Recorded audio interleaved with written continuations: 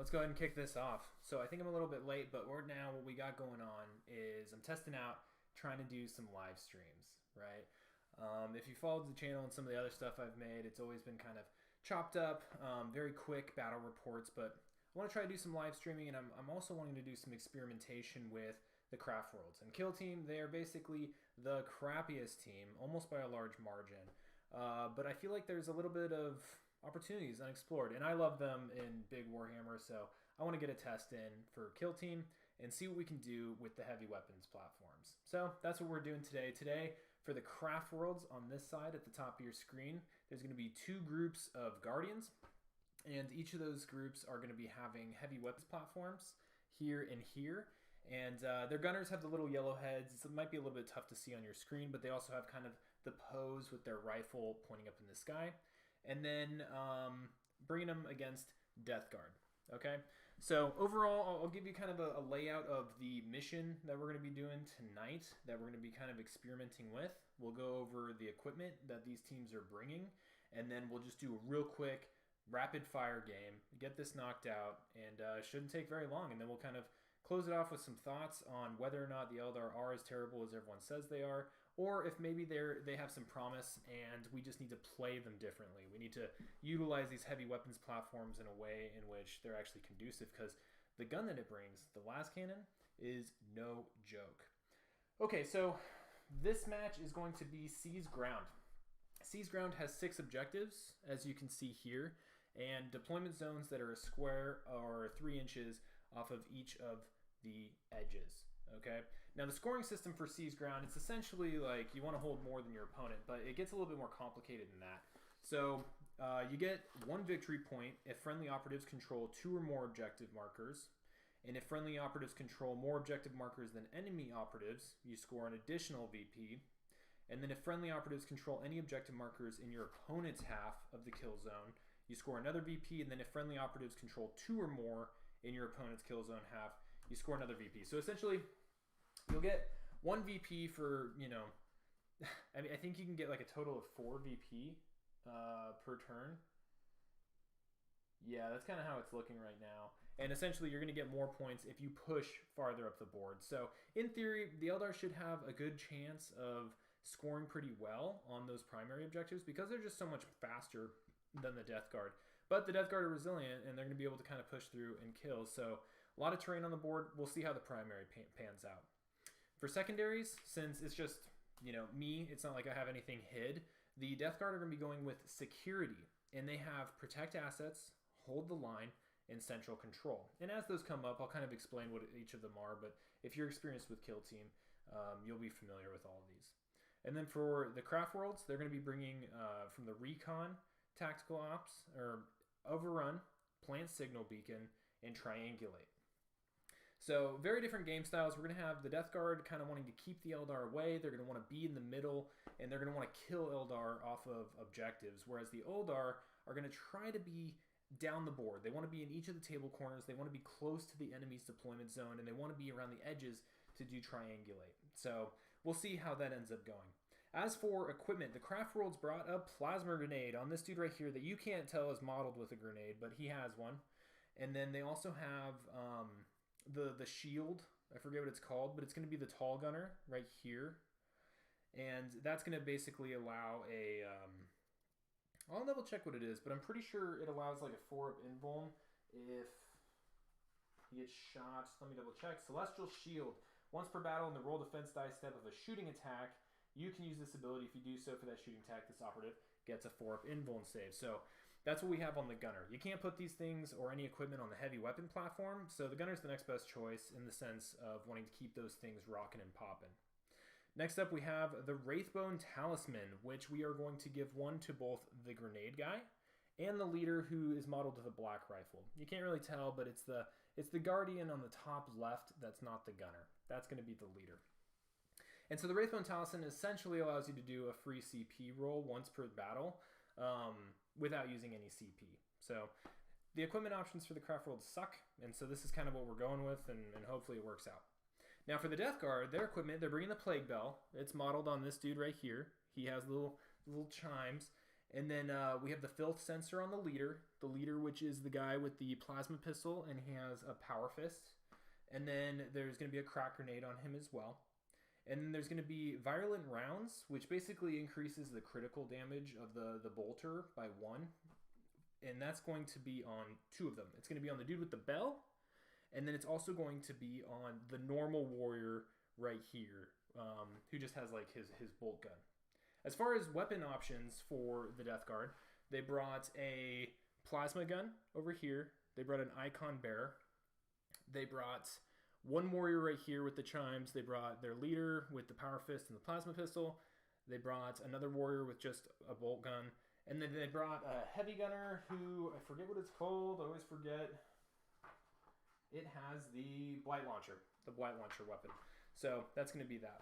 Now, they've already deployed, right? And we've already done the initiative. And so what's going to end up happening is the Eldar ended up deploying as such, mostly in conceal. Heavy weapon platforms have to be in engage, and that's the only models that are going to be engaged for them.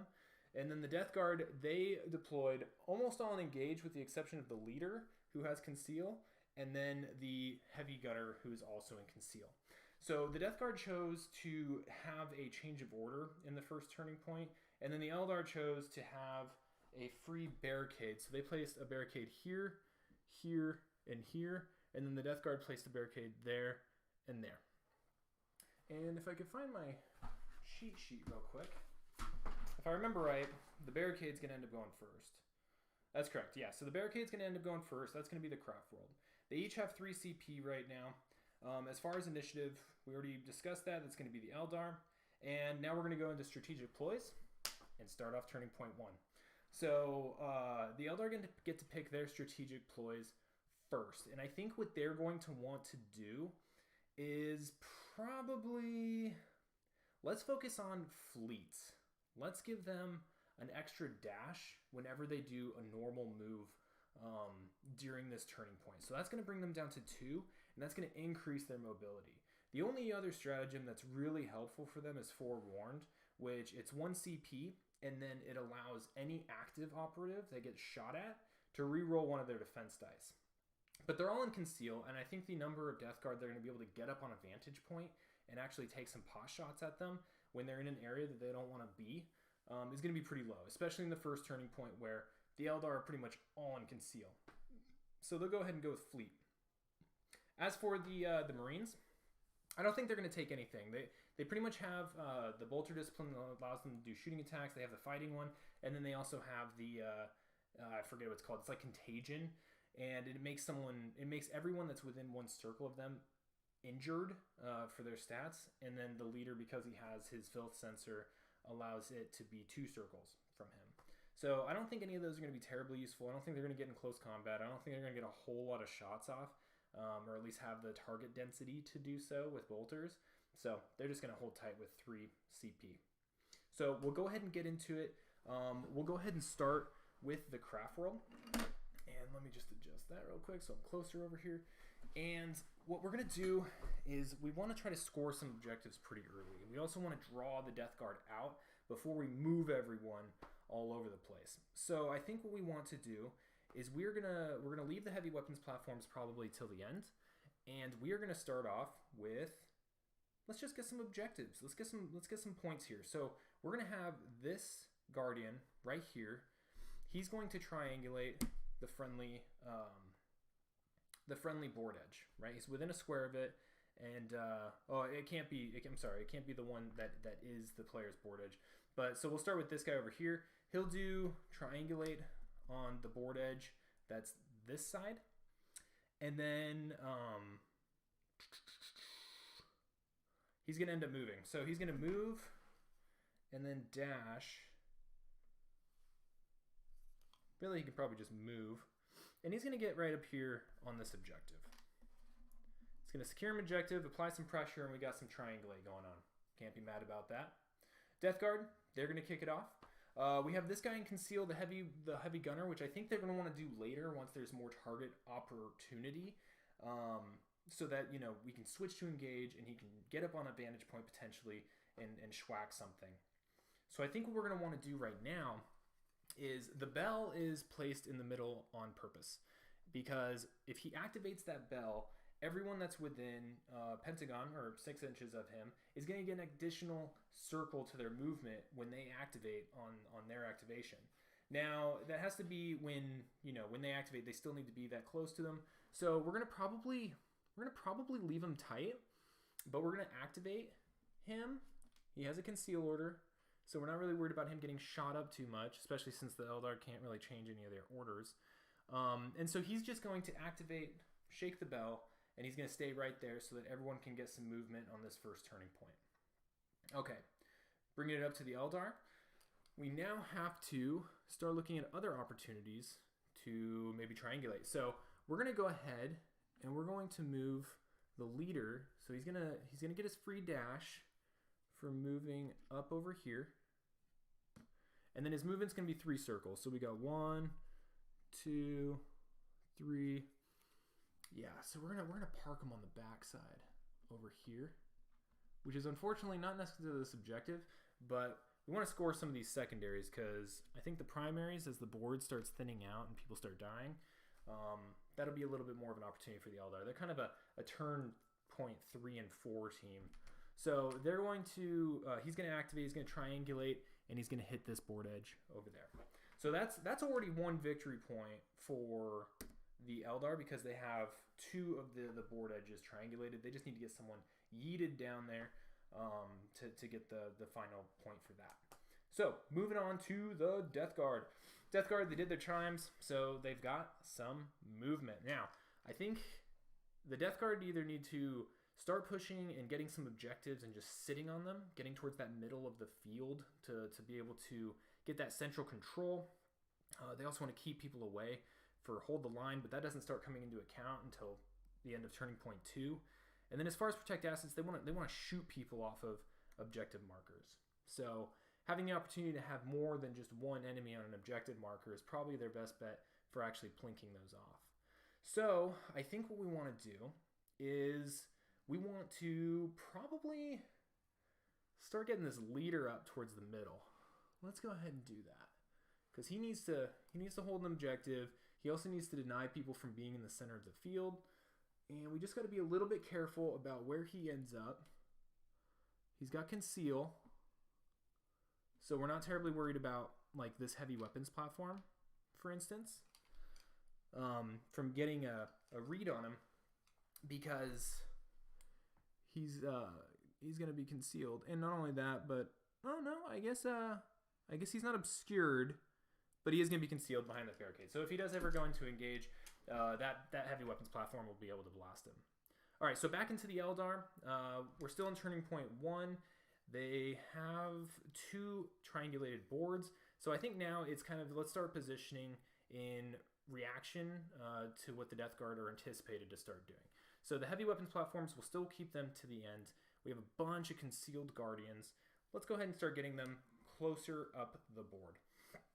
So these guys are concealed, but if we can get them up, I'm not really sure that's going to be worthwhile, but we can definitely start scooting them underneath some of this stuff, which not great for the camera, but I think it might be a good decision overall for their survivability. So we'll go ahead and get this Guardian. He's going to be underneath here. And for what I'll do is I'll flip this up top so you know there's a guy underneath. Okay, next up we've got the Death Guard. So we've got the Icon Bearer still, who hasn't done his activation. I think he might be a pretty good opportunity to activate and then get towards the middle so that he can help with his icon in both securing the objective and then also with providing rerolls of 1s and 2s for the disgustingly resilient trait that all the Death Guard inherently have. So what we're going to do is we're going to dash him and move him to right. Well, let's see if we can make this work. I think what we might want to do is actually try to get the plasma guy around, take a shot at the heavy weapons platform while we can. But then the crackback will happen, and so we do want to make sure that this guy is there to help give additional resiliency. So we're going to go ahead and move this guy to here. He still has an engage order, but we don't really have anything that's not obscured or concealed. He's not really seeing anything. And so he's just going to sit there, and he's going to activate his icon so that everyone around him within square is going to get to reroll 1s and 2s on his Disgustingly Resilient, which should help the Plasma Gunner once we get him back in this corner. All right, so moving on to the Craftworld again. Not really sure we're going to be able to get anyone all the way pushed across in all table corners. At least not probably worthwhile doing that so early in the game. But we can probably get some guys up top. So let's go ahead and let's get some of these Guardians up top. So this guy will dash and move. That way he's chilling here behind cover. He's got conceal. So effectively impossible to shoot from where everyone else is at. Now, I think if I was playing this normally and I saw that Plasma Gunner, really the heavy weapons platforms are threatened by 2 pieces on the board. And it's going to be the Heavy Gunner and the Plasma Gunner. Those are the things that can really most likely get one shot off on them. And that's kind of a challenge. And so I don't know, it's all about positioning and also using these heavy weapons platforms to draw that fire so that once those guys are exposed, that Plasma Gun is exposed, that Heavy Gunner is exposed, then all the Guardians can use their shurikens to actually chip off those wounds from them. But it's kind of a gambit getting them out there. Okay, so anyway, we're going to go ahead with that original plan that we were discussing. So we're going to get this Plasma Gunner. He's going to be a bit far from the objective. Doesn't really matter. I mean, they're still only holding one objective at this time. He could potentially go over here, but he wouldn't have a good shot. And that's why this Plasma Gunner exists. And so we can probably follow up behind with maybe this warrior or something, try to scoot back the other direction, or even next turn kind of redirect. But I think right now the best thing that this Plasma Gunner can do is try to annihilate this heavy weapons platform. So looking at it, we're looking there. Definitely not obscured anymore from this angle. Probably a miscalculation when it comes to deploying. Definitely want to be careful from those heavy weapons and those plasma. But yeah, we're going to go ahead and we're going to take a shot. And I'm wondering if, it might be worth supercharging. We all do love supercharging. And he's, one away, he's a square away from the Icon Bear, which means that he's going to get to reroll 1s and 2s on his Disgustingly Resilient. So even if he does take some wounds, he may be able to just shrug them off. So let's go ahead and look at the Plasma Gunner. We got Plague Marine Gunner. So Supercharge is going to be 4 attack dice, hitting on 3 better, 5, 6, AP 2. So I think that's definitely the way that they want to go. So they want to get this heavy weapons dead. Let's see what happens. Looking for 3s. So got a crit and a hit. There's also a 1 in there. So I think that the Death Guard are going to use a CP to re-roll that 1 into another crit. And so with that being AP2, the save for this heavy weapons platform needs to be a 6. Otherwise, it dies. Because it'll take 12 damage, and that's all it's got. So we'll roll. It's not a 6. I think it's probably worth trying for it. So the Eldar are going to CP reroll, and it's not a 6. It rolled off, but it's a 3. So the heavy weapons platform is going to go down in one shot, and I think that that's going to be a pretty big loss there for the Eldar, especially since this whole experiment is to try to see if they're worthwhile. But I mean, if you can't keep it hidden,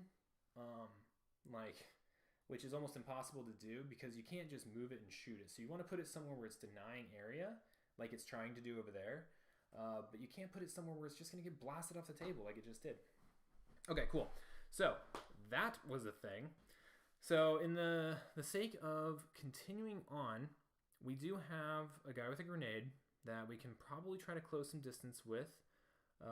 We also have the opportunity to probably completely outmaneuver some of these guys. And so now what I'm looking at is we have the second cannon over here.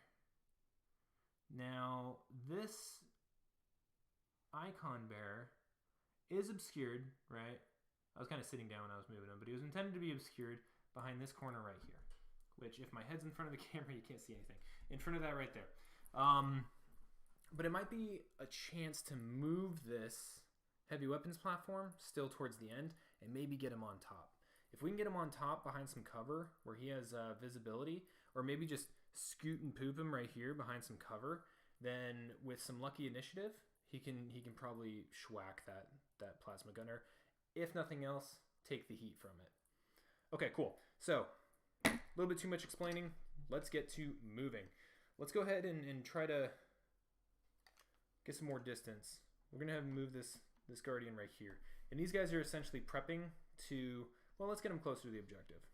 Just in case one of the guys gets schwacked by that heavy gunner. Essentially, we're trying to set ourselves up for a push on the further objectives and also getting across to the other table corners and eventually maybe planting a signal beacon or triangulating. And they're pretty close to signal beacon already. They just got to get beyond that to plant it, but they don't want to do it so early that the Death Guard just take it away. Okay, coming up, we have a warrior left, and we have the leader left, and then we have to start worrying about Overwatch. So let's go ahead and move this warrior, and let's go ahead and get him. Probably that's his full movement, and then if we get a dash, I still don't think he's going to be able to reach it beyond cover. So he's not going to be able to get over here. Oh, but we do have the guy underneath, identified by this. So if we plop him right over here, where he's still on that objective, maybe get him a little bit behind cover while also being within a circle of the center there. He's got plenty of movement, so I'm not really worried about it because of the chimes. Then he can take a pop shot off over here for the Guardian that's underneath. So that's what he's going to do. Going to roll 4. He's got violent rounds, so critical hits are going to do extra damage. So we've got 3 normal hits. Okay, so no crits. And this dude is behind a piece of cover underneath. I always count those pillars as light. I think it's an opportunity to have some cover underneath. So that's what he's dealing with. So he'll get 1 automatic save. And then he's got 2 more looking for 4s. And he gets neither of them. He gets neither of them. So that's going to be 6 damage. And so that's going to leave him on 2 wounds. I'll put it up here so you can see it. And also he'll be very, very much so injured. Cool. It's a win whenever an Eldar doesn't die to any type of firing. All right, so back to the Eldar. With 1 weapon platform down, we have some movement opportunities here to get some of this objective action and really try to capitalize on moving early. Now, if we come over here and we grab this, it's gonna, let me see how this is gonna look. So, boom, boom. How far back can we be and still be within a circle? We got about right there. Now, unfortunately, what that's not gonna do is really protect from anything that Icon Bear can shoot. If this dude moves up, he can shoot and then dash over. It's a dangerous spot to be in. But it gets points. And so that's a sacrifice that the Eldar are going to have to be willing to make. And the idea here is that he's on that objective, but that we're going to be able to hopefully pop off of it next turn because he'll be distracted by, heavy weapons platform, stuff going on over here. This is where the numbers are going to really come into play. Oh, but we also don't want to do that because Overwatch is going to absolutely schwack us. So let's hold off on that, and we'll put him back here instead. And we'll wait for one of the last movements to maybe jump on that objective. Little discombobulated here. Let's go ahead and bring him all the way back. Let's check Overwatch right here. Yeah, so that dude is going to be able to shoot this guy if we're not careful. So we're going to move this Guardian.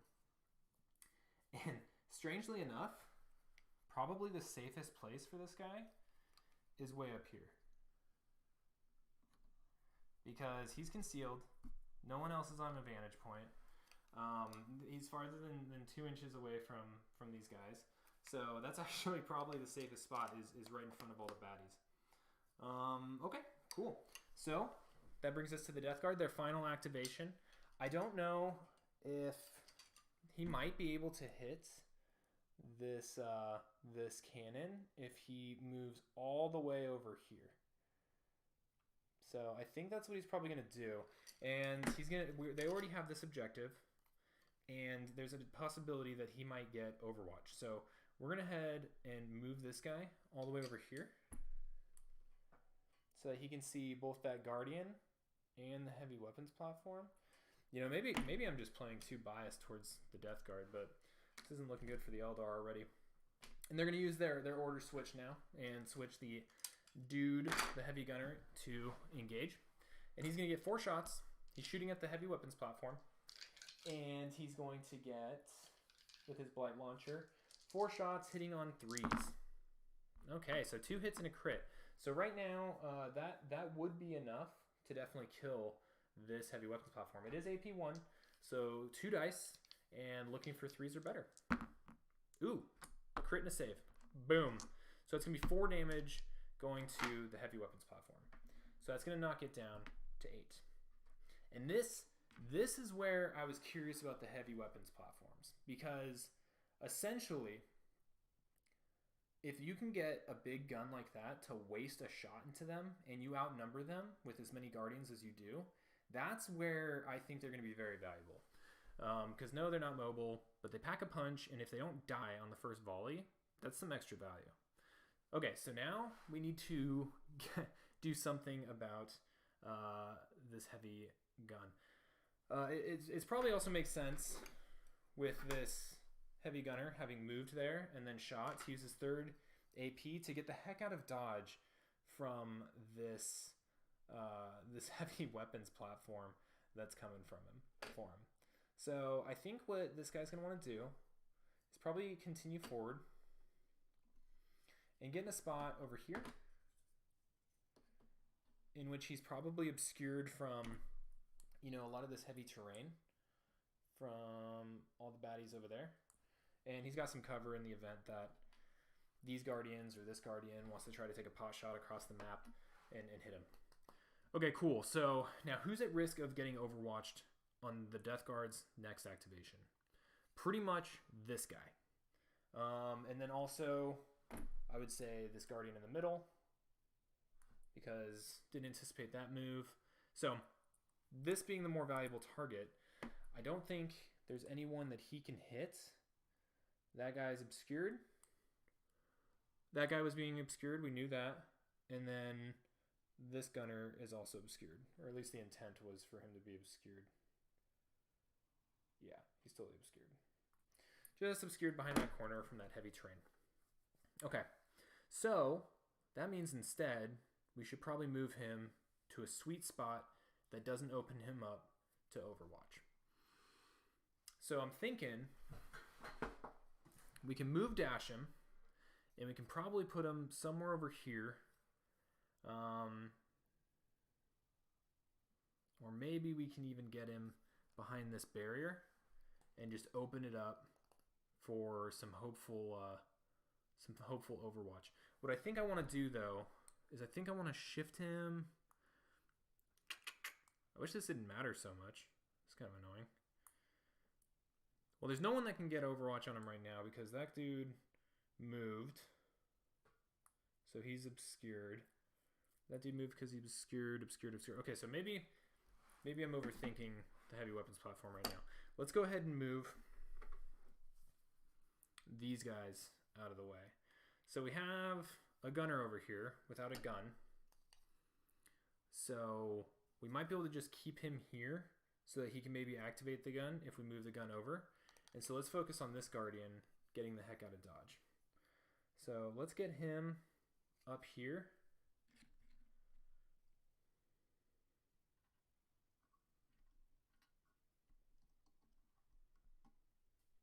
And we'll keep him concealed because we don't have a choice, but also just so that he's protected from the light cover coming from this way, light cover coming from that way. He's kind of positioned himself so where he can't really be shot at this time. No Overwatch opportunities that I'm aware of over here except for this gunner this warrior into that warrior. So we'll go ahead and do that. Hitting on 4s. Okay, so we got a 6 and 2 hits. Virulent rounds. So this would be a 5 damage and then 2 3 damages. We have 3 saves looking for 4-ups from the Guardian. And we got a crit and nothing else. This is the dude with the grenade. So he just has a grenade and a Wraithbone Talisman. So I think what we're going to do now is we're going to use the Wraithbone Talisman. And we're going to get a free CP reroll. And we got it. Cool. So he'll save a crit and a normal. And that'll leave him with 3 damage, bringing him down to 5, but not wounding him. Alright, so now it's up to the Eldar. We're going to go ahead and... So these guys normally get 2 circles, but he's going to get his move and a dash because of the fleet. And I think what we're going to do... Oh, we still got to wait. So we're going to move this guy right here. Well, we'll keep him over here. Okay, no opportunities for Overwatch. And then we'll go to the final heavy weapons platform, which we are taking a bit of a risk here, but we're going to park him over here just to start soaking up some hits and hopefully blasting stuff out. And then this gunner is going to make his final move up onto this objective behind a little bit of cover. Cool. All right. So that's that. That's turning point 1. And so if we go ahead and score it up, what we're looking at right now with regard to primaries, and this seize ground thing always gets me. So let's go ahead and start with the Death Guard on primary. So when it comes to objectives held, the Eldar hold more. So from the Death Guard perspective, they hold 2 or more objective markers, so they're going to score 1 VP. They do not hold more, and then they don't hold anything on the opposite kill zone half. So they're going to get 1 CP or VP for objectives. The Eldar, they hold at least 2, so they're going to get 1 point, and then they hold more than the enemy, so they're going to get another point. They also don't hold anything in the opposite board half, so they're going to get 2 victory points for the primary. Okay, so now moving on to secondaries. If we look at protect assets for the Death Guard, that doesn't matter because, well, actually it does, but they didn't shoot 2 dudes off an objective. They came close over here, and then the dude that they shot at over here was underneath the building, so 2 dudes not shot off. Hold the line, doesn't count in the first turning point, and then central control. I don't know if they're within square, but if they are, they definitely have it. Yeah, he's in within square, so they're going to score 1 victory point for central control. And then for the Eldar, for overrun, they need to have a friendly operative wholly within each kill zone quarter and farther than a square away from enemy. Not quite. They're in these 2 quarters, but they're not on this half yet. Plant signal beacon, it's an action, hasn't happened yet. And then triangulate, they have 2 sides, which is going to, we'll keep tally. It's going to be one point. So if we go ahead and tally that up on our handy dandy score sheet, we'll go ahead and knock that out. So scoreboard, we're going to go ahead and head into turning point 2. I need a better way of doing this, but I don't have one right now, so we're just going to stick with this. 1 point for Death Guard primary, and then central control 1 point, bringing Death Guard total to 2 at the end of the turning point, and then the Craftworlds primary, they scored 2, and then for triangulate, they scored 1, giving them 3 total. So Eldar winning in the first round, but I would say it's probably gonna be short-lived. We'll see what happens. I don't know. I don't have high hopes. Do not have high hopes. All right, let's go ahead and update it over here. Definitely need a better way of doing this.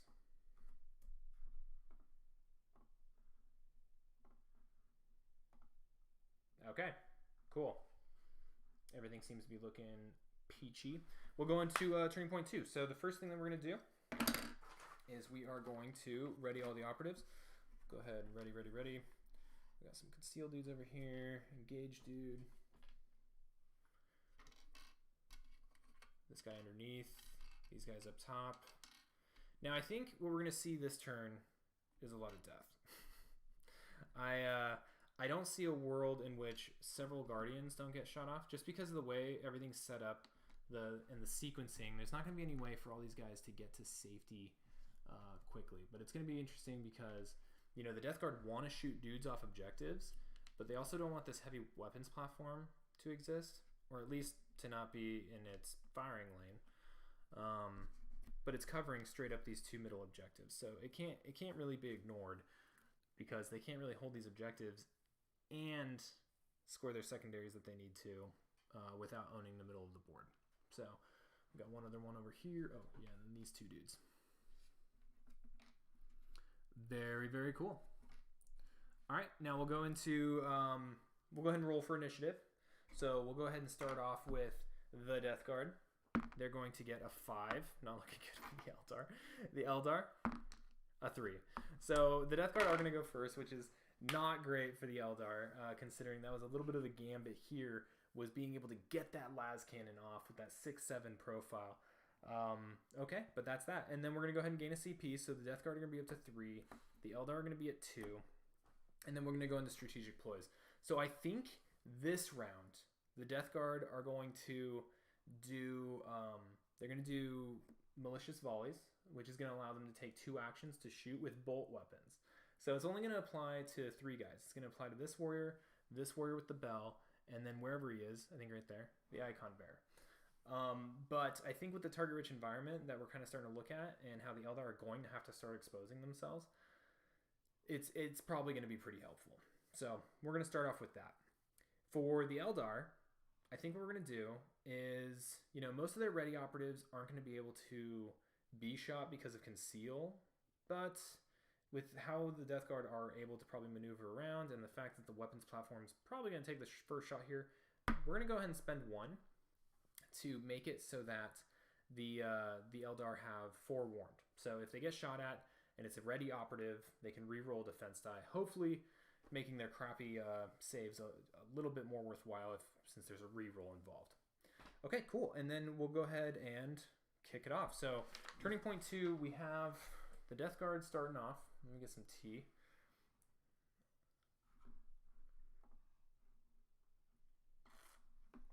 Yo, no one ever tells you to talk in this long on like a live single shot take. Freaking racks your throat. Okay, cool. Well, this stream's already going way longer than I thought it would. So I'll buckle down. Heading up first, we got the Death Guard. Plasma gun, heavy weapons platform. I think we all saw it coming. We're going to go ahead and do the overcharge. So that's essentially going to leave, the only thing remaining is that automatic save from the heavy weapons platform being in cover. But we'll see how these rolls go. So looking for 3s. Ugh, gross. Gross. So if 1 gets saved, it's still a gajillion damage. And so we just saw the Eldar with the experiment for the heavy weapons platforms unable to use their heavy weapons platforms. Bummer. Bummer, bummer, bummer. Okay, so that's going to be that shot. And then he still has 2 actions, which means he can move and dash. Or shit, he can probably charge and fight if he wanted to.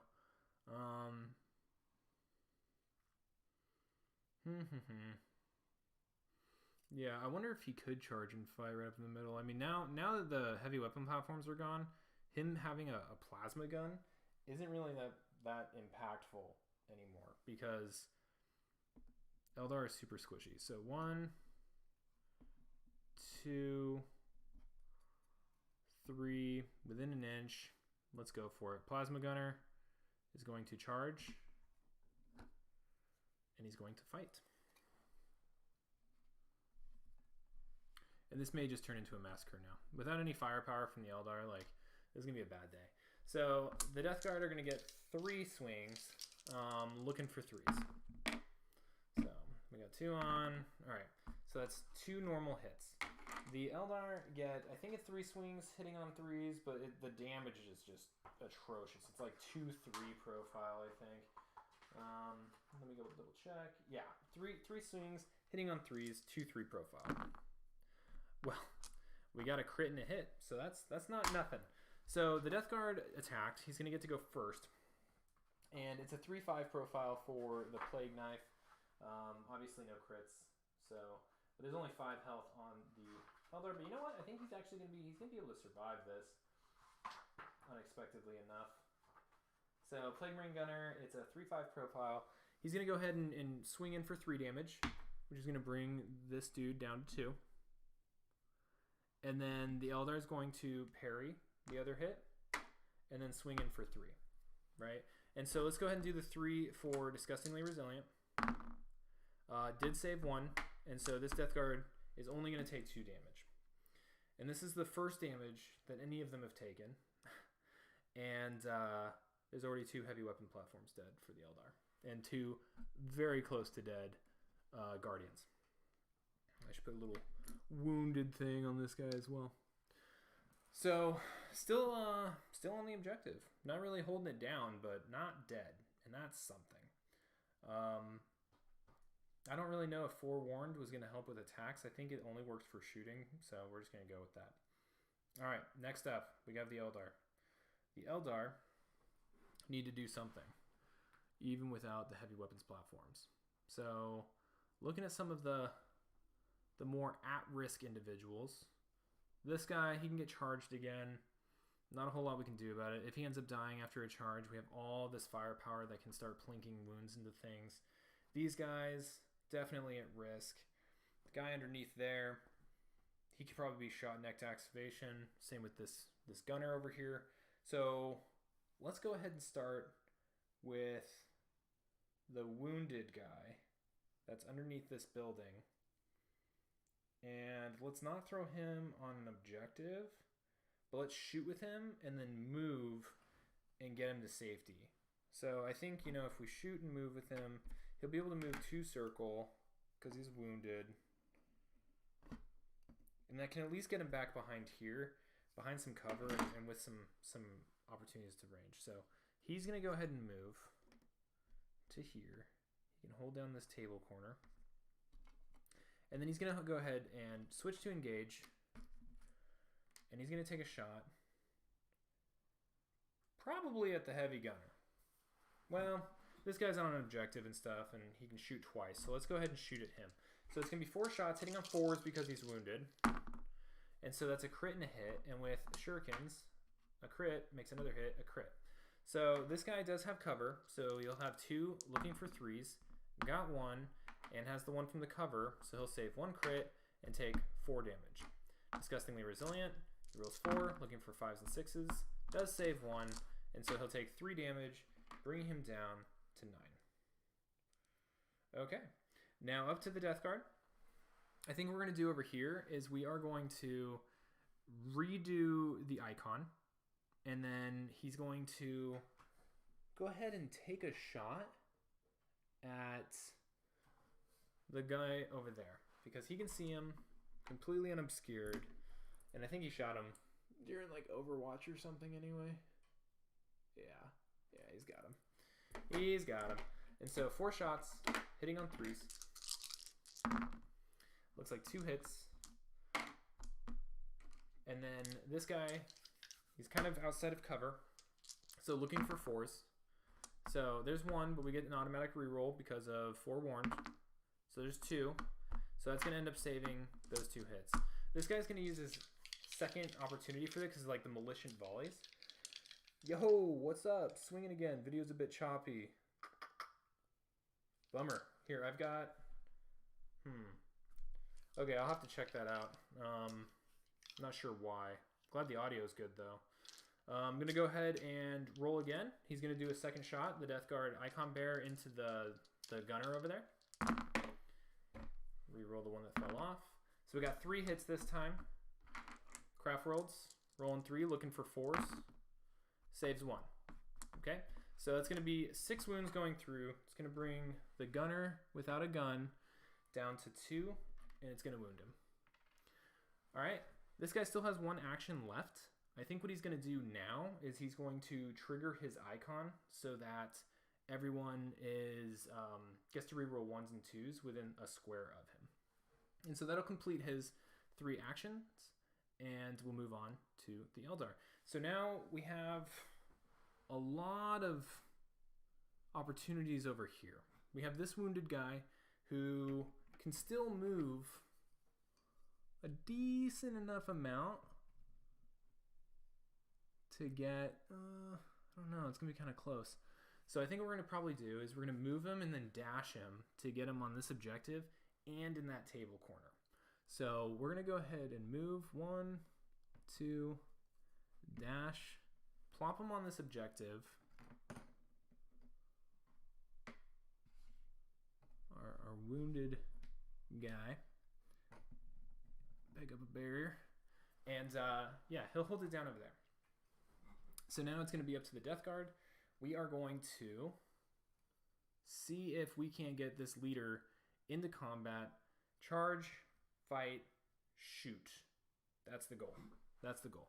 So let's go ahead and see if he has enough movement for that. So if we do charge, 1, 2, 3, he won't really be able to shoot at anyone because everyone will either be obscured or behind cover with conceal. So if we instead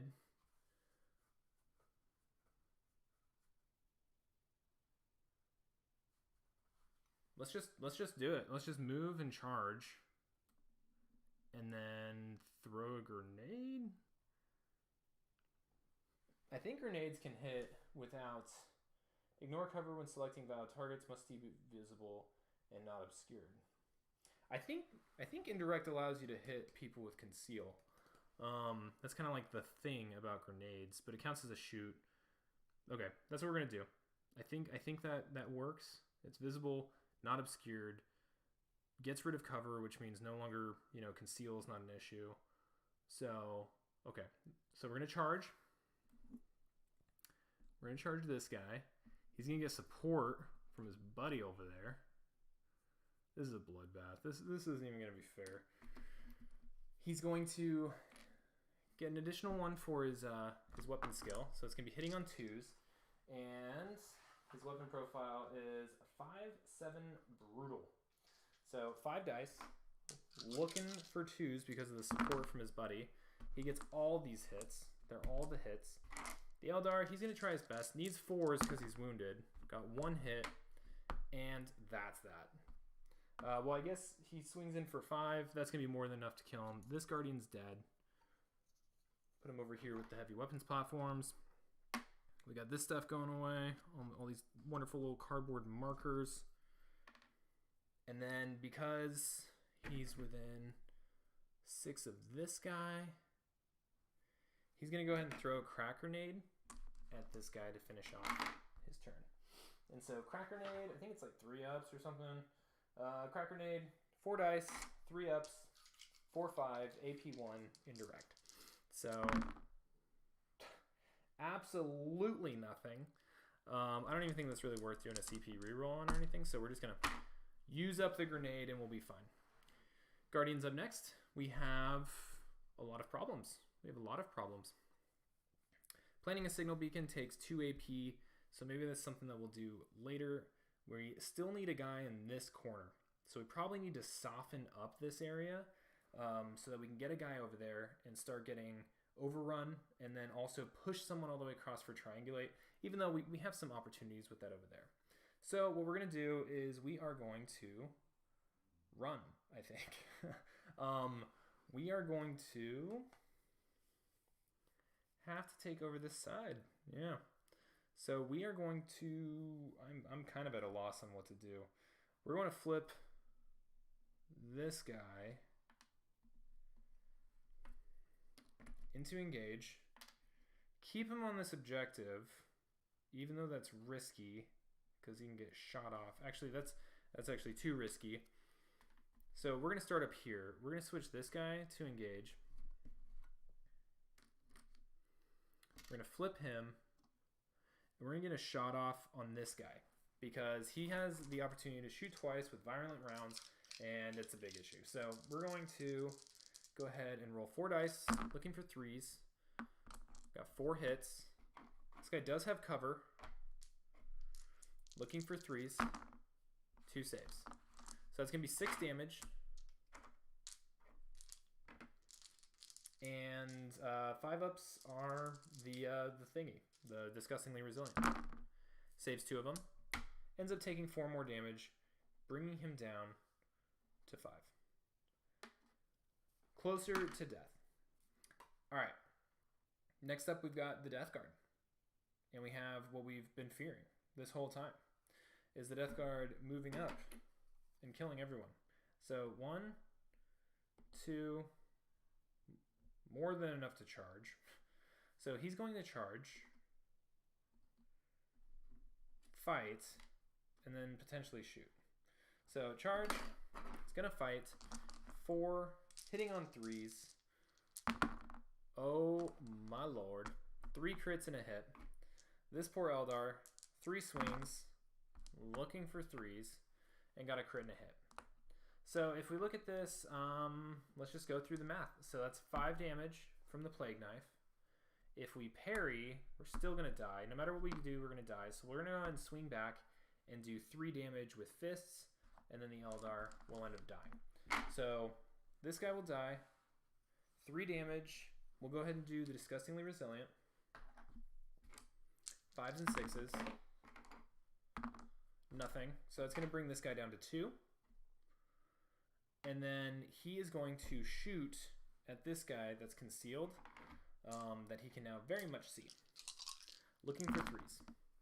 He has a crit and a hit. Now his crit, the Violent Rounds, is going to do 1 more damage than normal. And this Guardian is going to roll looking for 4s. Okay. Saves 2, so it's going to go ahead and save that crit. And then he'll take 3 damage from the normal hit, bring him down to 5. Okay. So Overwatch is going to be less of a concern if everything's dead. There's still another activation over here before we have to worry about Overwatch coming from this guy. So we have 1 move that might be able to plink this guy off, and I think that's what we need to focus on. So this gunner is going to run way over here, switch to engage,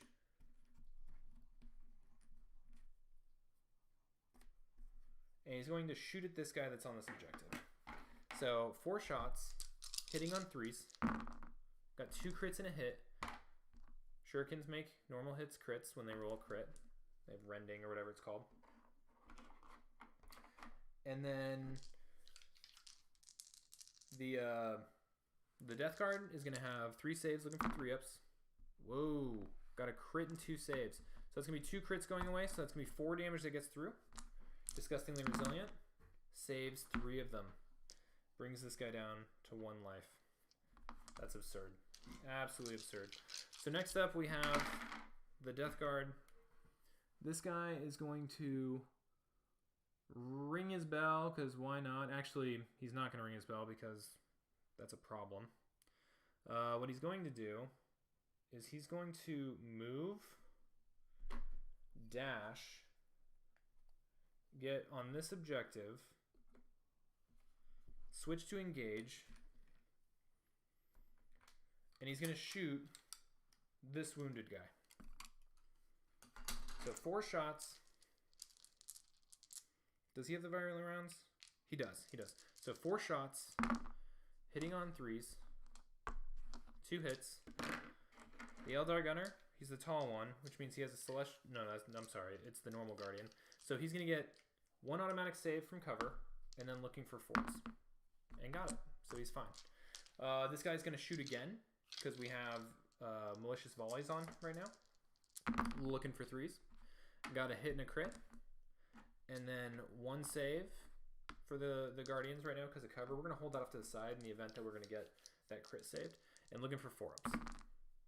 So that's 1 4-up. And so that would save the crit. But then that second one's going to come through and schwack him. So I think we're going to use a CP here. It's going to be the last Eldar CP. And we're going to try to save it. Nope, nothing. Okay. So this guy ends up dying. And things are looking pretty bleak. I'm all concerned about the video quality right now. I got a chat message or a text message saying the stream was looking really choppy. So let me just do a little quick technical check right now. see what's going on. Let's see here.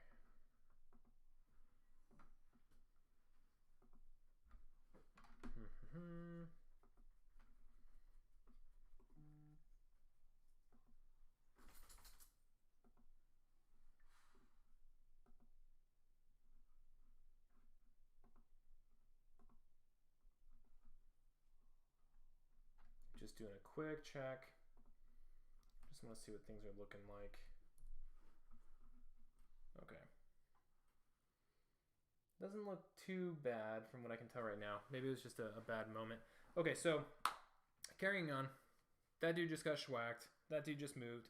We're now at risk of overwatch from the guys that can't be seen. So like Heavy Gunner, this guy, all looking at this guy. Nothing we can do about that except start activating dudes and shooting dudes. So this guy doesn't have a chance. He's gonna need to shoot this guy off this objective. Oh, and by the way, we do know that these guys have killed 2 people off of objectives. So we just need to keep track of that for secondaries. So Eldar, gonna switch to engage. He's going to shoot at this Death Guard. And I'm trying to see if there's a way for us to get over in that table corner to score some points. We still have turning points 3 and 4, but if nothing's alive, it's going to be a little bit of a challenge. So 4 shots, looking for 3s. So we got a crit and 2 hits. That looks very promising, because that turns into 2 crits and a hit. This Death Guard guy, looking for 3s, and saved 2 of the crits, meaning that he has 3 disgustingly resilience he needs to worry about. So rolling 3 dice, he saves 2 of them, but not that last one. I don't know if a CP reroll can be used for that, so we're not going to worry about it. I think it's, I don't know if it's just attacks or not, but whatever. I don't think the Death Guard are going to feel too bad. So this guy's gone. So that's going to maintain the objective for them. We now have the Heavy Gunner over here. Oh, I'm sorry. The Eldar can now move too. He just shot.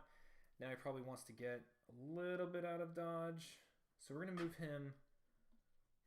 You know what? Actually, he's probably fine where he's at if we're going to try to hold that objective. So we're just going to leave him there. Heavy Gunner time. Wants to do Heavy Gunner things. He can move 2 circles and dash. If he goes 2 circles, dash, 2 circles, 4 inches, he can get to like right here. Not quite enough to get over to that objective either. I think these scrap piles, it counts as like a normal move to hop over, so he can't normal move and normal move. So I think what he's going to do is he's just going to move behind here, and he's going to shoot that guy. So 4 shots, hitting on 3s, AP 1, all hit. Not looking good for Mr. Eldar, man. He has 1 save, and then 2 more looking for 4s. Saves 3. All right, saves 3. Looks like he takes 4 damage from the gun that I forget. I always forget what it's called. The Blight Launcher. Oh, I messed that up. It was AP 1. So we'll count it as saving 2, which means if 2 hits go through, there's nothing you can do, and he dies. Forgot about the AP there. I rolled all those dice. Okay. Sweet. Bummer for them. So that was a move, a shoot. I think he's going to just try to dash. I think they're going to try to keep these Eldar pushed back in these corners, or at least swirl it around so there's nowhere for them to hide. Next up, we have a few guys left from the Eldar Persuasion, but then the Overwatch is going to start. And that's where things are about to get a little hairy, I think. So what we're going to do is, this guy's at risk of being overwatched. Nothing we can really do about that.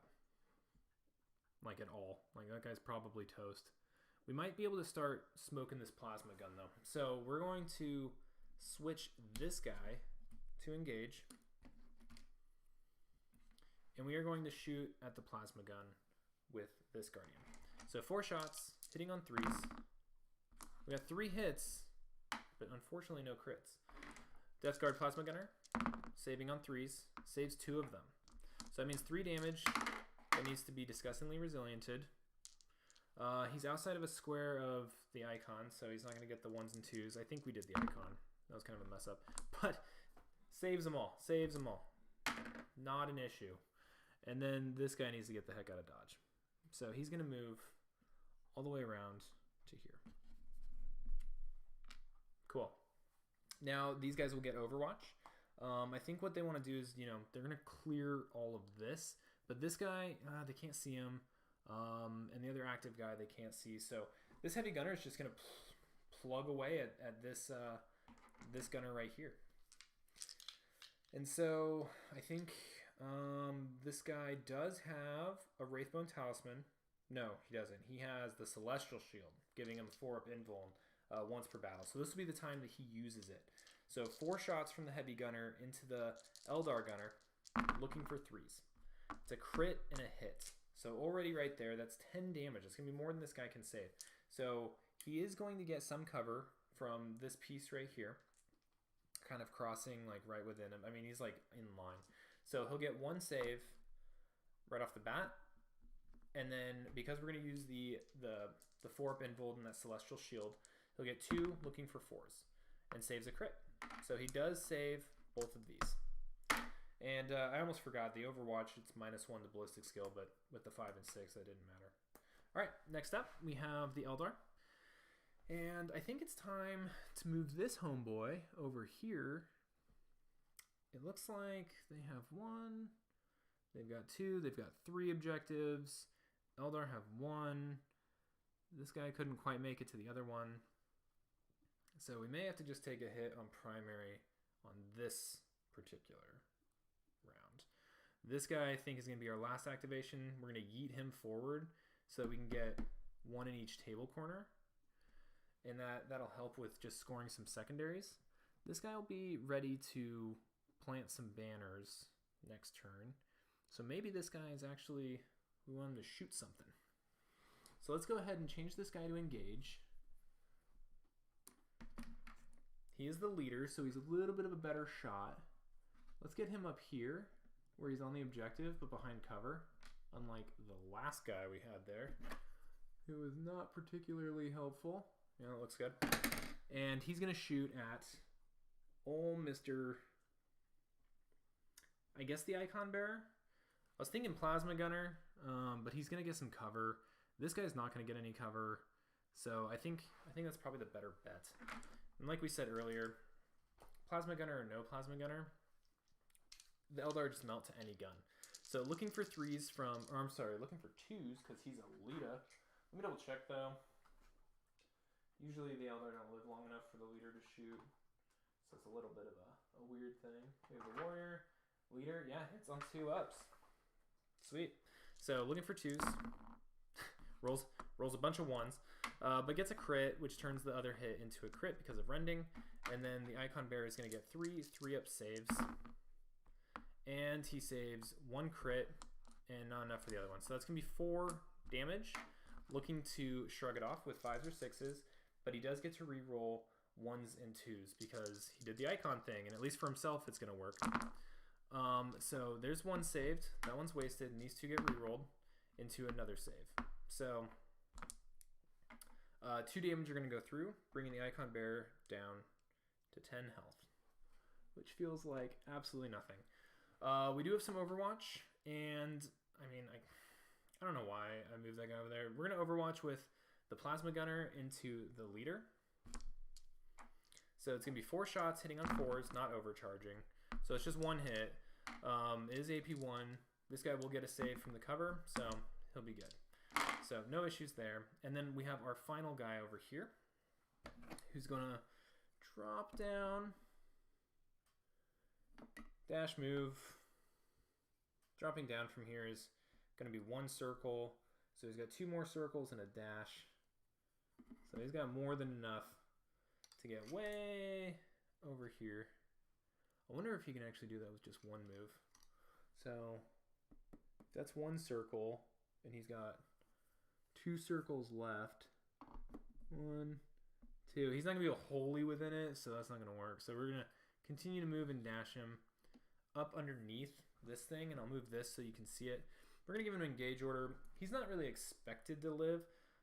He's more just kind of like expected to score that 1 victory point. But I'm wondering now if it might be worth more to deny victory points to the Death Guard by tying up the number of objectives, right? So we have 1, 2, Death Guard have 1, 2, 3, but then if we own another one, they won't get an additional point, and we'll get another point, as opposed to just us getting this point. And we still have rounds 3 and 4. So instead, we are going to move him.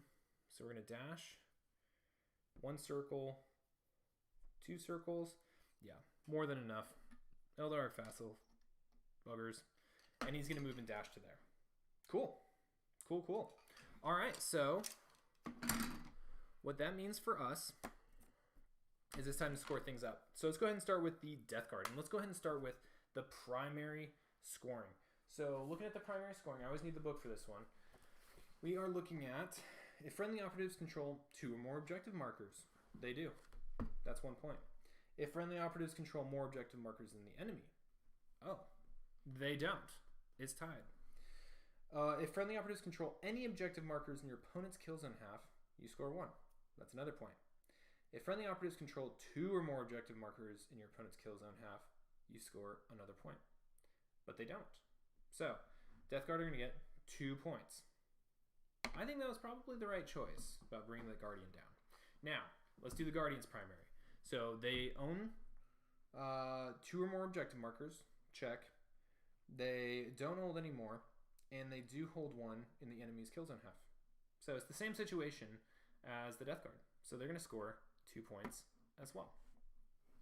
All right, now let's go ahead and look into secondaries. So if we look at secondaries, the Death Guard are going to score 1 for protect assets because they killed at least 2 enemy that were within a circle of an objective, right? So got that. Hold the line. Now, unfortunately, we do have some Eldar within a pentagon of the deployment zone or the drop zone. So they're not going to score anything. And then for central control, they are going to score a 2nd point and tap that one out because they own the center of the board. Undisputed, tons of Death Guard guys there, lots of APL, lots of wounds. They own that. Now for the Eldar, Overrun, we don't have someone in each kill zone quarter. We were close over here, decided to go this way. I think that's the better bet. We did not plant the signal beacon, and we did not triangulate. But I think that we're set up to do all those things in the next turn. So what that means is it's time to tally it up, which is unpleasant for everyone because I have to sit here and stare at the computer screen and put in a bunch of stuff. So let's go ahead and look at the scoreboard. So we had turning point 2 turning into turning point 3. I always love turning point 3 and 4 too because they're always so much faster than the first 2 turning points. So that's 3 points for primary total for the Death Guard. Protect assets, they ended up scoring 1. And then central control, they squared that one away completely, so they're maxed out at 2. And that's going to bring them to 6 points.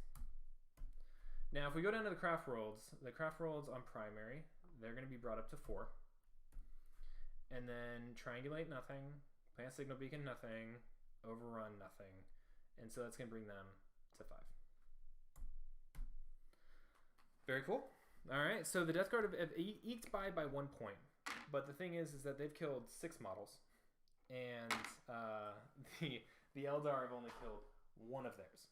So now we're going to go into turning point 3. So let's go ahead and go through the whole process. We're going to go ahead and ready our operatives. I always need a cheat sheet. I always forget. And, you know, with all the new rules that come out for Kill Team all the time, I can barely keep track of, like, these compendium teams, let alone what's going on. I know we have the new Critical Ops deck of cards that are coming out. We have, you know, I saw the terrain rules that came out, I think with like the annual edition. And then, you know, with all these different specialty teams, there's so much to memorize and learn if, you know, this was going to be like a serious tournament or something. So it's fun to just keep it casual like this. Roll for initiative. Let's go ahead and look at Death Guard. Got a 5 again. Oh, I need to actually finish doing this scoring. Hold on.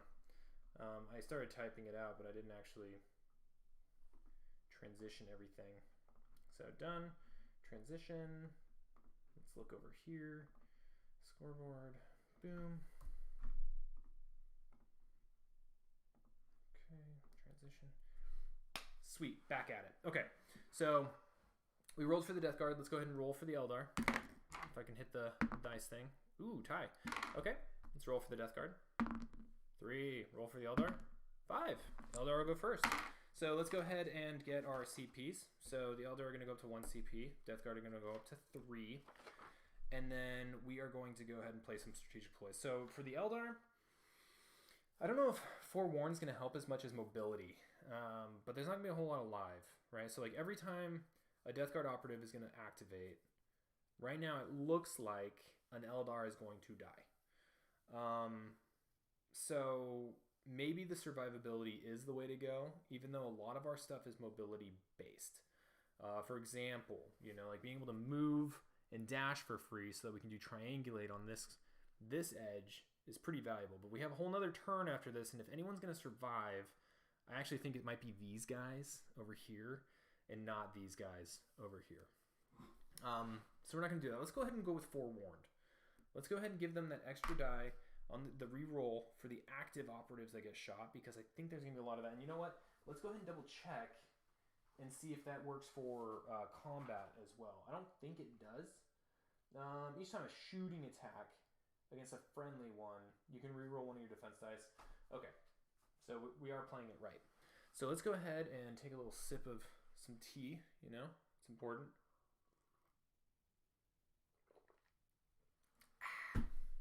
Sweet. Let's get into it. Oh, the Death Guard stratagems. So they're going to go ahead and use 1. And they're going to do Contagion this time. Because I love it. Because you can't play Death Guard without doing something gross. And so anyone that is within a circle of a Death Guard operative is going to be counted as wounded. And then if anyone is within the leader because of his filth sensor, then if they're within 2 circles, they're going to be counted as wounded. So it definitely helps them out for like charging and stuff like that and preventing area in objectives, in and around objectives. And then they're going to use another CP for malicious volleys. Got to get that double shot. Got to get that double tap in. Especially in this target-rich environment where everyone's on engage now.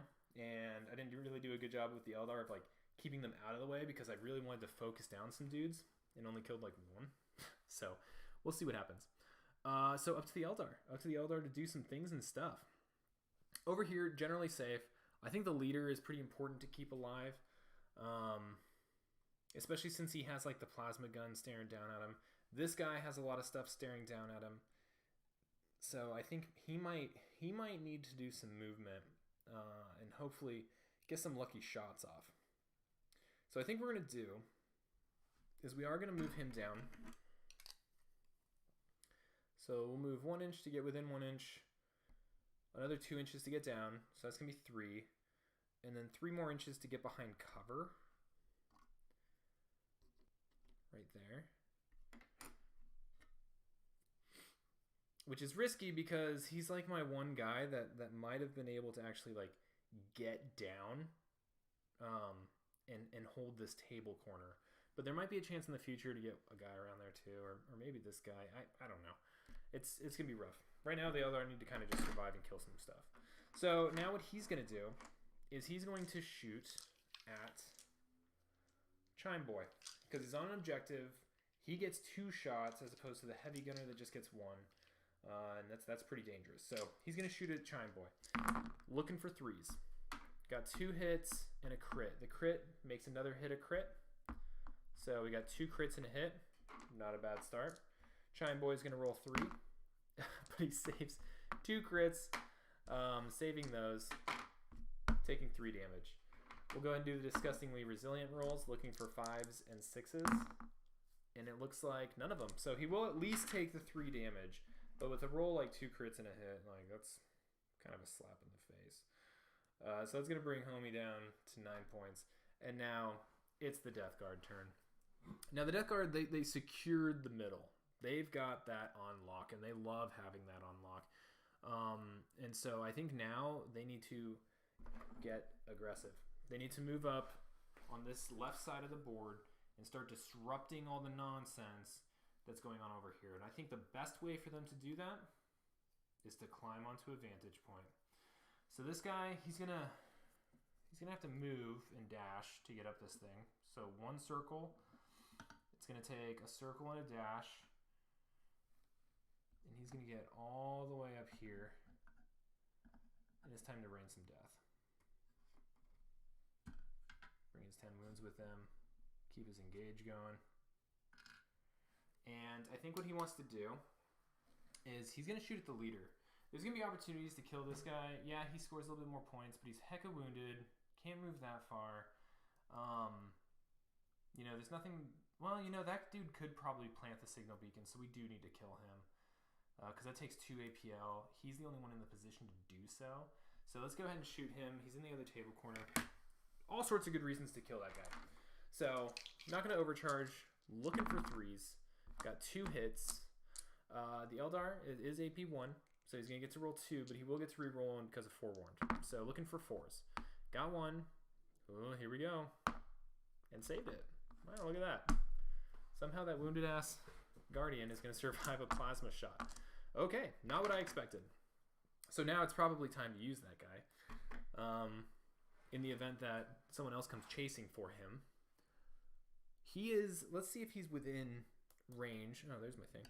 To do plant signal beacons. So it looks like he is. Looks like he is. It might be time to do that because his life is not going to be around for long. So he'll go ahead and spend 2 CP. You know what, actually? I think what we need to do, and I know everyone loves me just changing my mind all the time, but we probably just need to move and dash him so that he can survive and do this later.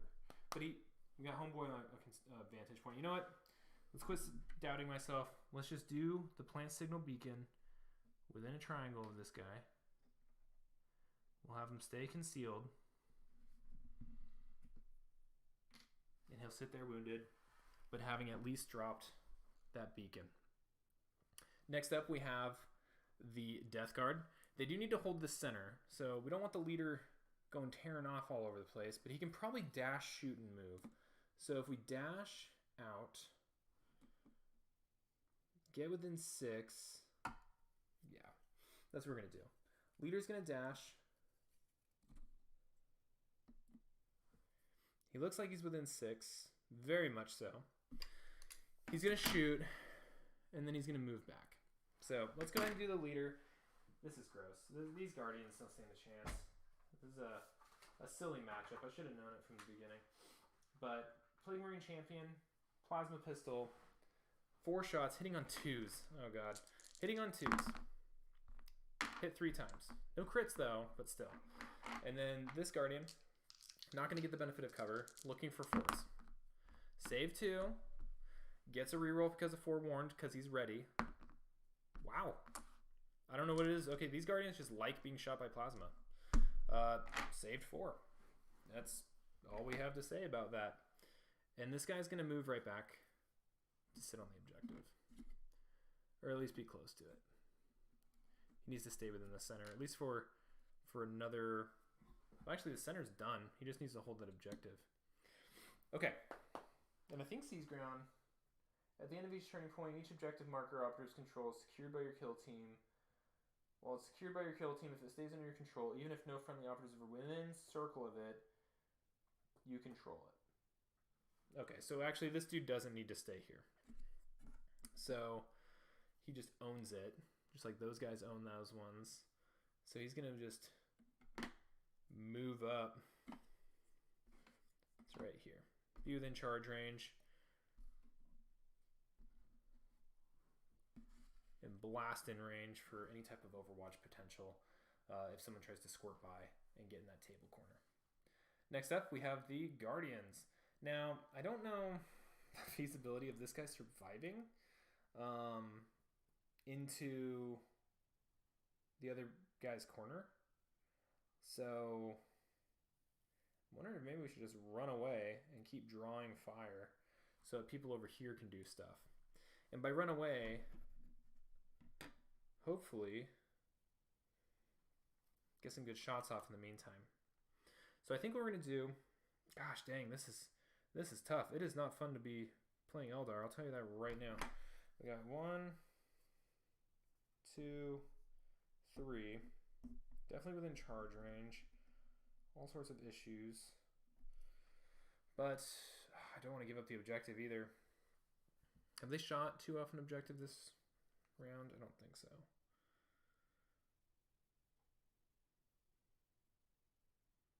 Maybe we'll get back on the objective. There's no way we're going to hold it. Okay. We're going to bring this guy back. There's chances to bring this gunner up if there's an opportunity, but I'm not really sold on it. We're going to have him shoot at this heavy gunner. No, you know, we're going to have him shoot at the bellboy back there. I keep forgetting that 2 shots from a bolt gun is way more dangerous than this heavy gunner at this point, because any gun can kill an Eldar. Looking for 3s. We got a hit and a crit, which is 2 crits, because sure can. And then we have Bellboy, rolls 3, looking for 3s. Saves a crit and a hit, which really just means 1 crit. And so that's 4 damage for Disgustingly Resilient. Saves 1 of them, ends up taking 3, bringing him down to 6. Okay. And the video does look a little choppy. I kind of see what's happening now. Hopefully it's not too terrible. All right, next up we have Death Guard. I think what we're gonna do is we are gonna just move this guy right here, old Bellboy, just enough to get some cover because he's just been getting plinked this whole time.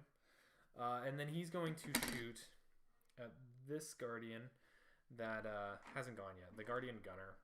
And he's gonna shoot looking for 3s. Got 2 hit crits and 2 hits. Gross. Okay, so this gunner is gonna save 1 from cover. Okay, he's gonna get 2, looking for 4-ups for a normal save. Saved a crit, and then 1 automatic reroll because of forewarned. Nothing. So that's going to be 5 because of violent rounds, plus 3 is 8 damage. Bloop. And that's going to kill one of the few remaining active Guardians. Okay, well he still has another APL, so I think what he's going to do is nothing. He's just going to chill right there. He's just going to pass because he doesn't need to do anything else. He's doing exactly what he's supposed to. Just like this leader probably should have went back to that objective. That was actually probably a misplay. And looking for Guardians to activate. We have these 2 over here. We did the plant signal beacons with that guy. I think what we're going to do is we are going to move the leader back over this way. We're going to conceal him. Actually, concealing really does nothing because this guy's on a vantage point. But we are going to... Oh, that's right. We need to move and dash him. Are we within Pentagon of that table edge? Oh, we're not. Okay. So instead, we're just going to move him back there. We're going to shoot at this plasma gunner. So 4 shots, hitting on 3s. Got a crit and a hit, which is 2 crits. This happens a lot. And then plasma gunner is going to look for 3s. Got 1 save. Not enough to save from a crit. So using the last CP from the Death Guard, we're going to reroll 1. Able to save a crit with 2 normal saves. So that's going to be 4 damage. That needs to be Disgustingly Resiliented. Saving 3 of them. Oh my gosh. Brings it down to 3. I'm sorry. Brings it down to 9. Okay. And that's Death Guard for you. Disgustingly Resilient through and through. Death Guard, Heavy Gunner over here. He's going to go ahead and dash just to make sure he's on this objective. Be a little bit smarter than I was with this leader over here. I think we still have the Icon Bearer too. Yeah, he'll at least be able to move up. And then the Heavy Gunner is just going to blast. Well, you know, actually, let's go ahead and get him closer. So he's still on the objective, but this guy no longer gets the benefit of cover. He'll go ahead and shoot him with his heavy gun thing. And looking for 3s. 3 hits and a crit. The Eldar won't get any cover. He's also activated, so he won't get forewarned. Looking for 4s. Saved 1. Ends up taking 14 damage, I think. What, like 4, 8, plus 6. Yep. Which is going to kill him. Blurp. Alright, moving on. We have 1 other Guardian to move, so there's actually not going to be much of an Overwatch opportunity in this round. So I think what he needs to do is get on over here, similar to where that leader was. Hold that objective. I can't believe I put the Death Guard leader over here. That was such a bad misplay. He should be on that objective. So he's going to hold that objective and he's going to shoot at this guy up top. So 4 shots, hitting on 3s. A crit and a hit. I don't think the dude's wounded, right? Yeah, no. So a crit and a hit becomes 2 crits. Seems to be the story of these Guardians. Plasma Gunner, looking for 3s. Saves everything. Oh my god. Alright, and then the Death Guard actually get the final activation, in which this guy is just going to move over to this side. And he's going to shoot at that Guardian over there. And so it's going to be 4 shots, hitting on 3s. 3 hits. The Guardian will get 1 save for cover. 2, looking for 4s. Saves another one. So that's 2 saved. Taking 3 damage. Bringing him down to 5 health remaining. The Icon Bearer is going to use the Malicious Volleys. And he's going to use his last APL to shoot again. Looking for 3s. Got 2 hits. And... I think that was a crit. We'll say that's a crit and a hit. I wasn't looking. I think I might have nudged it when I was looking at something else. But anyway, this guy, he'll get 1 save for the cover. And then looking for 4s. So got another 4. He is going to save that crit with the 2. And take 3 damage. Bringing him down to 2 health remaining. And being very much so wounded. Boom. Alright, cool. So that's going to bring us to the end of the turn. And so let's go ahead and bring out our trusty dusty book on how to score this up. So we'll start with the Death Guard again. So, Death Guard shot... Oh, I always forget to keep track of people on objectives. I don't think they killed 2 off an objective. I really don't. I think they tried over there. They killed 1 guy here, but I don't think they killed 2. And they didn't kill a dude down there on that objective. So I think we're good. But anyway, let's go back to primary. So if friendly operatives control 2 or more, you score 1. Boom. Friendly operatives control more objective markers. So 1, 2, 3. Yes, they do, because Eldar only have 2. Score another 1. If friendly operatives control any objective markers in your opponent's kill zone, boom, done. 2 or more objective markers in your opponent's kill zone, half. That's where I screwed up. That leader should have been on that, and they would have maxed out the 4 points. Now, if we look at the Eldar's primary points, they got 1 for having 2 or more, and then they got 1 for having 1 in the opponent's kill zone, half, but definitely not more than the Death Guard. So they're going to only score 2 points for their primary. As far as secondary, Protect Assets did not score from the Death Guard. Holding the line. They still aren't holding the line because of those pesky Guardians on that far side of the table. And then Central Control is already maxed out. The Eldar, Overrun. They never got anyone in this table corner, so that's not going to happen. Plant Signal Beacon currently will count it up, but that is 2 points if it stays there. But essentially, if any enemy... let me see. If any enemy operatives finish a move within triangle of the center of the signal beacon and are more than a circle away from friendly operatives, it just goes away. So we'll score it up for right now, but if anyone even comes near it, like, it's gone. And so those points will go away. And then Triangulate, still just sitting at 1 point for Triangulate. So let's go ahead and tally it up. I'll go ahead and hit the scoreboard. Let's hit the scoreboard. All right, and we're going into the final turning point, which I think is more than overdue. Death Guard going up to 6 primary, which is going to bring them to 9 points. The Craftworlds going up to 6 primary, and then we'll count Plant Signal Beacon since it's currently on the table. That's 9 points. So strangely enough, because of that misstep with the Death Guard leader, they're actually tied. I think. Am I missing something? 6 +1, +2. Yeah, right now the teams are actually tied score-wise. I think that the Death Guard definitely have it, and there's really not much that the Eldar are going to be able to do, but I'm still holding out hope. We'll see what happens. We'll see what happens. Let's go ahead and paste that. Okay. Transition. Excellent. Okay. Moving into turn 4. Let's go ahead and ready our operatives. So let's ready all 5 of these Death Guard operatives, because only 1 has been taken out. They have more operatives on the table than the Eldar do, which is not surprising, but it's kind of a pain in the butt. Oh, I forgot.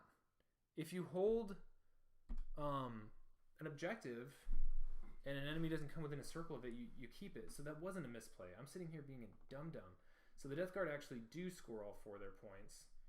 And so that's going to bring them up to 7 primary. Okay, I knew there was a reason. I can't believe I completely overlooked that. So let's go ahead and fix that real quick. Copy, done, transition, this one, paste, okay, transition. Awesome. Okay, back in the action. All right, so we are going to flip over all of these thingies so that our operatives are nice and active, and many of these being massively wounded. Not the leader, though. That Eldar leader is going to lead them to victory. Okay, very cool. That guy has a plasma grenade, but it's not going to really help anything. Okay, anyway. Rolling for initiative. Death Guard. Let's see what they got. 4. Eldar. 2. Not looking good for the Eldar. Gaining a CP. So both of our lovely teams are up to 1 CP each. And then we're going to go into strategic ploys. I still think the bolter one is going to be the best. Even though there's only 2 dudes left with bolters, being able to just mow down is pretty helpful at this stage in the game. So we're going to go ahead and go with the malicious volleys. We're going to use that for the Death Guard, bringing them to 0 CP. And then for the Eldar, I don't even know. They might have one that lets them dash, which I might actually use right now. There's one that's called... Never mind. Never mind. I think I was thinking of matchless agility. I was actually thinking of the Ranger one. They have one with the Rangers if they're next to like a piece of heavy terrain or something. They can all like dash away. But yeah, I don't think that's going to be too helpful. We'll go ahead and go with Forewarned again because we need all help that we can get from shooting attacks. And then we'll see what we can do. This turning point shouldn't take long. So Death Guard starting off, I think what they want to do is they need to start closing the distance. That's what I should have been doing. That's actually where the misplay was. Icon Bearer and Bell Dude should have been moving this way a long time ago because I keep forgetting these objectives, they're sticky objectives. You keep them. They don't go anywhere. So I think that's what we're going to do. I think we're going to move Icon Bearer out over here because what we want is we want him in this target-rich environment. We want him to be able to just start shooting the crap out of people. And so let's go ahead and bring him right here. Just a normal move. Got his 2-circle movement, which is like hella slow. And he's going to shoot at homeboy over there. So looking at 2, 3, 4 shots, hitting on 3s. That's pretty dang good. In fact, it's so good, there's nothing that the Eldar guy can do to survive. Because even if he saves 3 damage is still going to get through, and it's going to kill him. And this, my friends, is a problem, because now that signal beacon is out there in the open. But in all honesty, it's the last battle round. I don't think there's any way for them to actually get over there. Cool. So he gets another shot. He's going to shoot at this dude behind this cover. 4 shots, hitting on 3s. That's 3 hits and a crit. This dude does get to save 1 from cover, and then 2 looking for 4 with a reroll because of Forewarned. There's a 4, looking for another one. And that's a crit. So he'll save 3 of these, but he will end up I should have just done the math again. He's going to die because there was no way for him to live. Not looking good. Not looking good.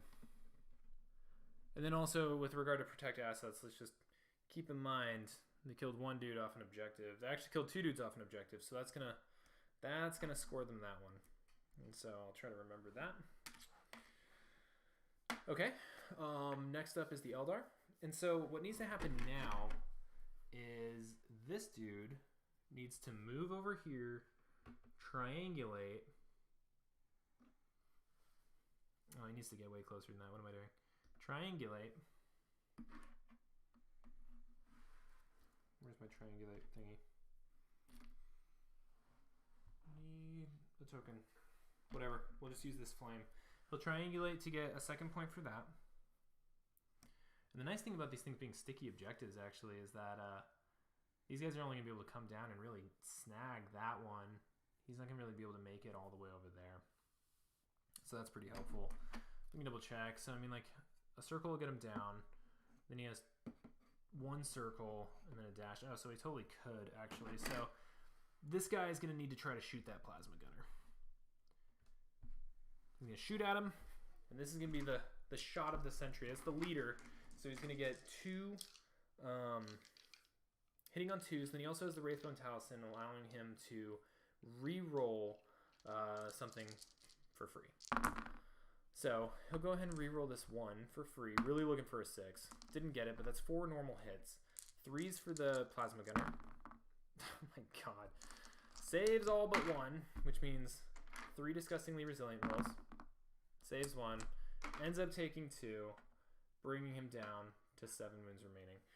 We'll go ahead and quickly play through this. He's going to drop down. He's going to steal this objective. He's going to go ahead and shoot at that Guardian back over there, because that sounds like the right thing to do. So 1, 2, 3, 4. Looking for 3s. Got a crit and a hit. Guardian back there. It's AP 1. He's going to get 2 rolls. Looking for 4s. Got a save for the crit. Ends up taking 5 damage, which is going to bring him down to 3. And then we have this Guardian over here. And not really sure if there's even anything worth sneaky trying. I mean, he might be able to get on this objective. Sure, let's go for it. He's going to go over here onto this objective. He's going to take a shot at this leader from behind. So that's going to be 4 shots, hitting on 3s. 4 hits. Leader saves on 3s. Saves 1. So that's going to be 9 damage coming through. 1, 2, 3, 4, 5, 6, 7, 8, 9. For Disgustingly Resilient. He's going to save 2, 3 of them, and take 6 damage. And so that's going to drop him down to 7. And then on the Death Guard's turn, Homie's just going to charge him. He's going to fight him.